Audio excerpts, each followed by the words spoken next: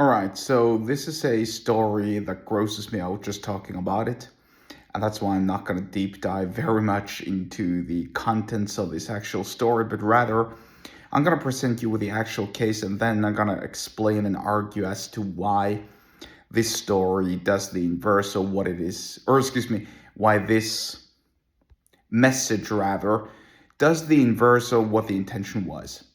So here it goes. Some woman that I knew of was probably in her mid-50s or something, once put out a photo of her grandchild on social media.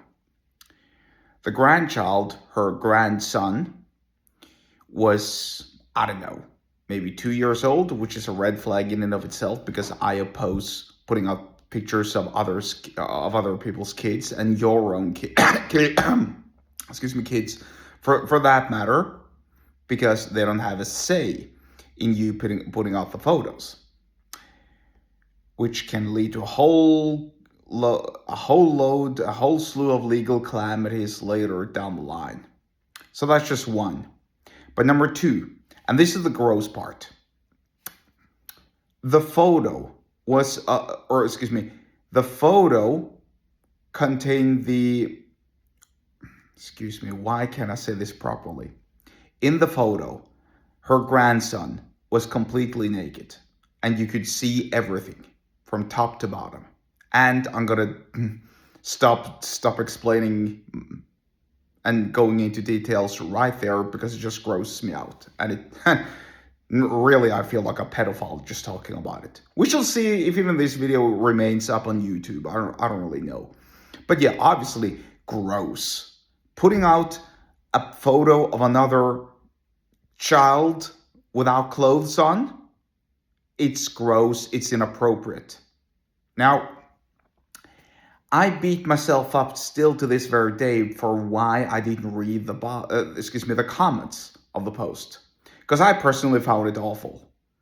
I mean, you're putting out a photo of a child who's not your child, but still without any clothes, and you think that's okay, and it's meant to charm and persuade and let other people know that, hey, this is a photo of my beautiful family, look at my extended family, look at my grandchildren, blah, blah, blah. And you chose this photo of all? Don't you see how that makes you look? And don't you see how you're persuading others to maintain their distance from you? Oh, and certainly, you may not videotape or take photos of other people's children because clearly you don't have any filters as to what you're putting out. It's just gross. And it does the inverse of persuasion. It repels people. And this is what I call persuasion failure 101.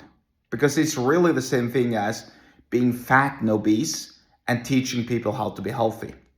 Like I've been talking about countless times before, there was, I don't know if she's still doing this, but there was like this morbidly obese fitness coach, a woman who became so fat she needed a gastric bypass. I'm not joking. Imagine you're a personal coach and you want to teach others about being healthy and fit, and you're too fat to even lose the weight yourself, and you're also too lazy to lose the weight yourself. You're too lazy to lose your excess weight yourself, and you openly admit to, oh yeah, when I lost some weight, because she went down in weight, then she went up again.